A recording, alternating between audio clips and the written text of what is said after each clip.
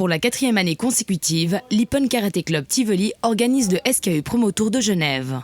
Un rendez-vous régional qui permet aux jeunes karatékas de s'initier avant l'heure à la compétition. Au niveau national, on a ce qu'on appelle les Swiss League, qui sont 3 compétitions majeures pendant l'année, qui amènent à des sélections pour le championnat suisse, qui sont organisées par la Fédération suisse de karaté. Mais là, les enfants peuvent combattre qu'à partir de 10 ans et ceinture bleue.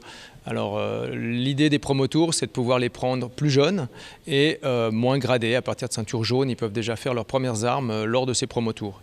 Et nous en avons 3 dans l'année. Le premier pour cette année sera à Genève, organisé par nos soins. Et le suivant sera à Bienne au mois de mai et le dernier au mois de septembre à la Chaux-de-Fonds. 19 clubs ont répondu présents, soit 390 inscrits. Un record pour cette édition qui se déroulera cette année le week-end du 13 et 14 février.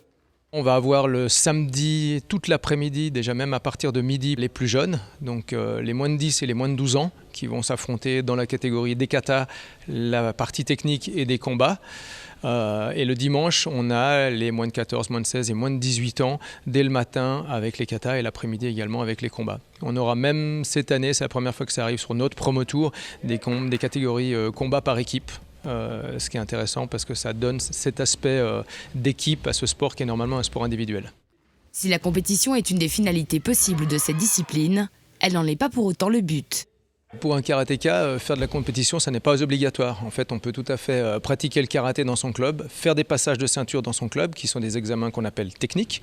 On va devoir présenter des katas, des choses qui sont prévues à l'avance, des imposés, des figures imposées. Et puis, d'un autre côté, faire de la compétition. Donc, ça n'est pas lié. On peut passer jusqu'à sa ceinture noire sans faire de compétition, c'est tout à fait possible. Et puis, le volet compétition est ouvert à ceux qui le désirent. Et certains clubs également ne font pas de la compétition. Nous, à Tivoli, on promeut cet aspect-là du karaté parce qu'on trouve que c'est intéressant, mais ça n'est pas une obligation. Et parmi les fers de lance du club, 2 jeunes femmes. On a eu 2 championnes suisses l'année passée, en 2015, avec Carla Gibino et Marion Franzosi qui ont remporté le titre dans la catégorie des moins de 21 ans. Et Marion Franzosi est vraiment le fer de lance du club parce que c'est elle qui est sélectionnée en équipe nationale pour pouvoir participer à des championnats d'Europe ou du monde.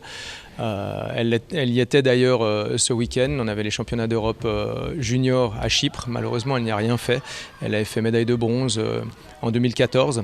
Et cette année, on ne peut pas toujours gagner. Cette année, malheureusement, ça n'a pas passé. Pour un aperçu de l'esprit karaté, rendez-vous ce week-end à la salle omnisport du Petit Lancy.